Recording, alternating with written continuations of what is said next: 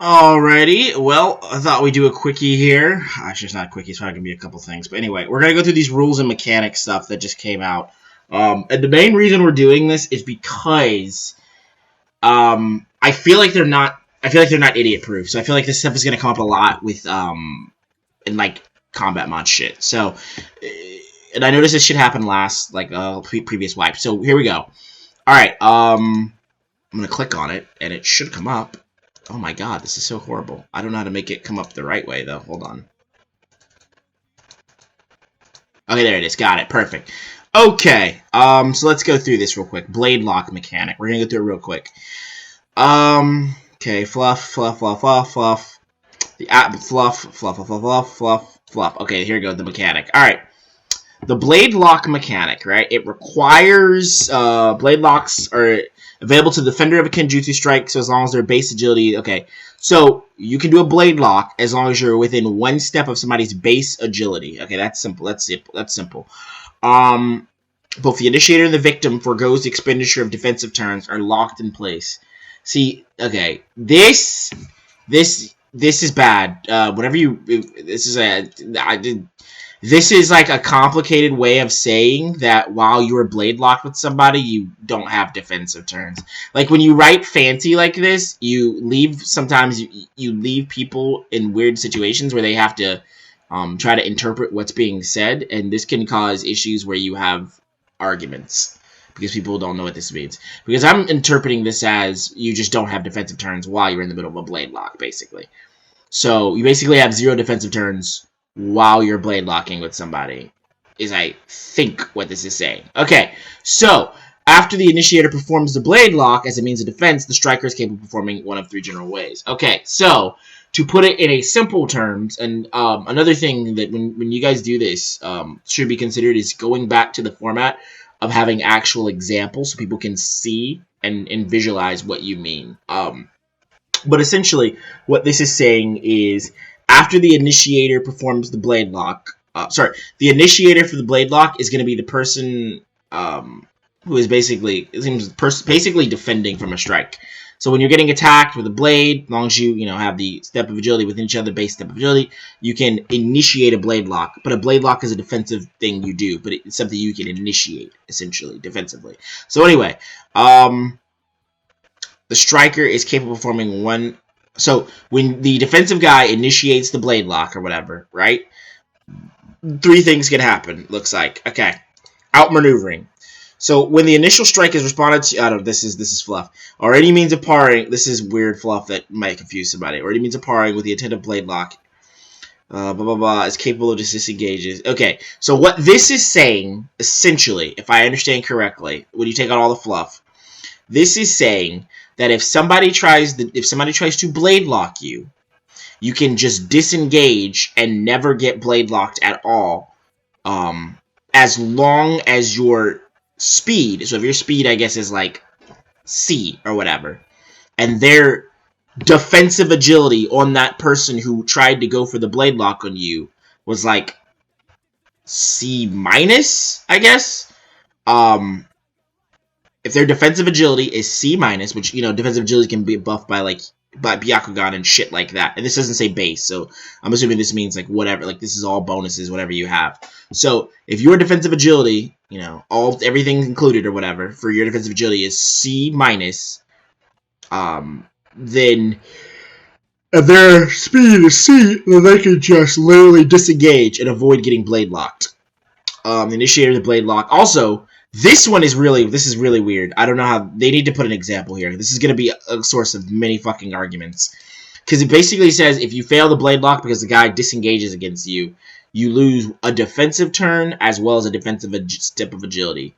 So I guess if this is just a weird way of writing this. This is very weird, and you should put an example here. Because it looks like what you're saying is you take a double negative if you fail the blade lock because the guy's speed disengages. So if you had C defensive agility before, now you have C minus until I guess you recover, and then also you lose a defensive turn as if you were I don't fucking know what this means. So you basically pretend you have C if you had C defensive agility beforehand, before you did the blade lock, and you failed it or whatever because the guy speeded it out, you now effectively have C minus defensive agility, and I guess the next time you get attacked by somebody, you would just kind of have to basically assume that you'd already lost one. So if you were down to C minus and the guy hit you with a C minus agility attack and it was C minus versus C, instead of being 1 out of 4 like you normally would be, you would be 2 out of 4, I guess. I mean, this is very awkward when you have different people with different types of agility attacking you, but I think that's what this is saying. This is still kind of really confusing, but whatever. That's the point of this, is to kind of explain how confusing certain things can be written. Overpowering. Once the blade lock is established, the victim, which is basically the guy, not the initiator, but the guy who got blade locked on, can respond with force of his own. So your strength will be compared equal. I don't know what this means. This is weird because you already said you're already blade locked and rooted for 1 turn. So, wait, are you blade locked for 1 turn? Maybe you're not. Maybe a blade lock doesn't lock you for 1 turn naturally. No, it just says you're locked in place. Okay, so this is like a weird way of saying it, because it says you're locked in place until conflict is resolved. But then this could kind of be something that argues against it, that says you add an extra turn to it. But were you already locked for 1 turn? Because I don't see anywhere where it says you're locked for 1 turn. So this is weird. So this is something they probably should clarify what this means. But if I had to guess, what this means is when you blade lock, there is no set turns you're blade locked for. It's just you're just stuck there until you resolve the blade lock. The way you resolve the blade lock is that guy initiated blade lock on you, and now you respond. If you respond with equal strength option, then you're both just stuck there for 1 fucking turn, I think.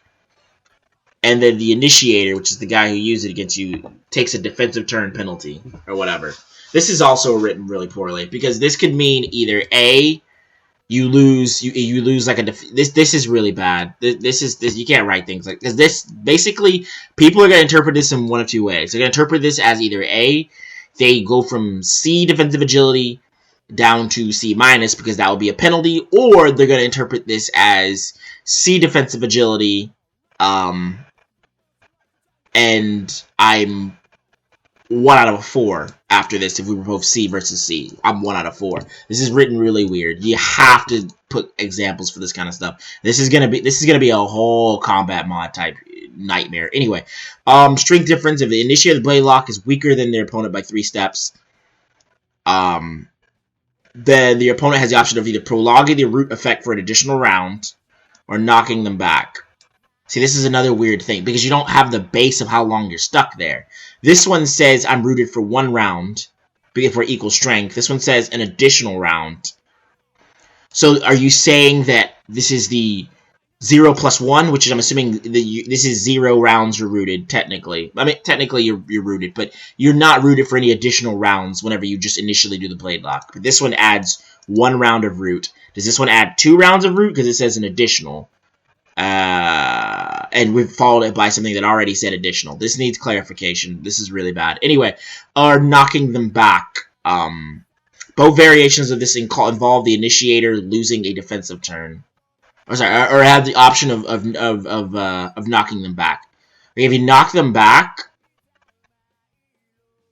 if the defender of the blade lock is with the initiator. Huh? So hold on. The guy who initiated is weaker than the other person. Right. The other guy has the option of either keeping the root or knocking them back. This doesn't even tell me how far this is knocking them back, I think, which is bad. But anyway, both variations of this involve the initiator losing a defensive turn. Again, you gotta clarify what this means. I think this means you lose. You basically just go, like, if you were 1 out of 4 versus their agility, you go 2 out of 4. But it gets weird when people start taking, like, penalties and shit, like, to their actual, like, defensive stat, but whatever. If the defender of the blade lock proves to be weaker than the initiator, okay, proves to be weaker, the initiator knocks them back by 3 tiles, but does not have the option of prolonging the rooting effect. Again, I fucking... So, I'm assuming if you, what this is saying, and this should be probably written a lot clearer, but what this is saying is if you decide to go for the strength challenge whenever you get blade locked on, and you fucking fail, and this guy's stronger than you, then your opponent who initiated the blade lock against you can knock you back 3 tiles, but they can't actually prolong it. So if you're fucked by a blade lock, realistically speaking, I think this is saying you should probably go for the strength move. Because the strength move is either A, you're going to win the strength move and have more free reign, or B, you're going to lose it, and they're going to knock you back anyway. So I think you probably want to go for the strength play. But anyway, all right, tactical response. Techniques such as chakras can be utilized when they initiate the blade lock to avoid its rooting effect as well as incur blah blah blah.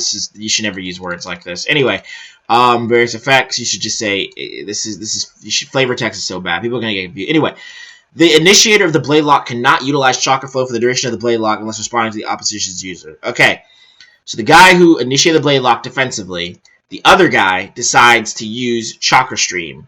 So he uses chakra stream, and you don't have chakra stream. The guy who initiated it, you just get fucking cut through and die, I think.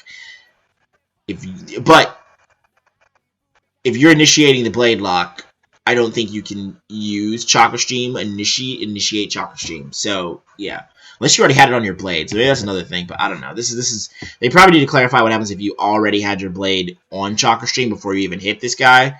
But whatever. Anyway. Because, I mean, assuming if they did a Toho strike and you already had a chakra stream blade and you just both hit each other and they don't have a way of dealing with it, do you just fucking die? I'm assuming you just fucking die. But anyway, kunai cannot be utilized to initiate blade lock while responding to a Toho strike. So, okay, that's just a ninja, whatever. So, ninja can't just fucking cuck samurai.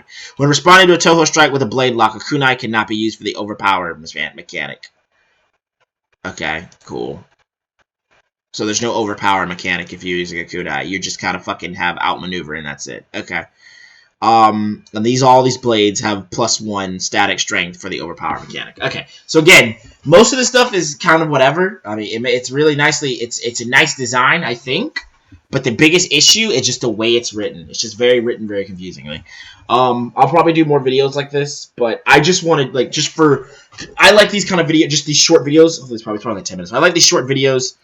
It's 12 minutes. Okay, we're done here. But I just like these videos so I can just kind of explain what to think about as a combat mod in dealing with a player base who everything's not very crystal clear when you write things. You gotta write things in a way when you write this stuff that is fucking brain dead so that nobody is gonna start questioning it. Because once people start questioning what this means and have to interpret it, and it's not just crystal clear, it leads to a lot of fucking tickets. This is going to create a lot of fucking tickets until this is simplified. Okay, whatever. Anyway, this video is done. Goodbye.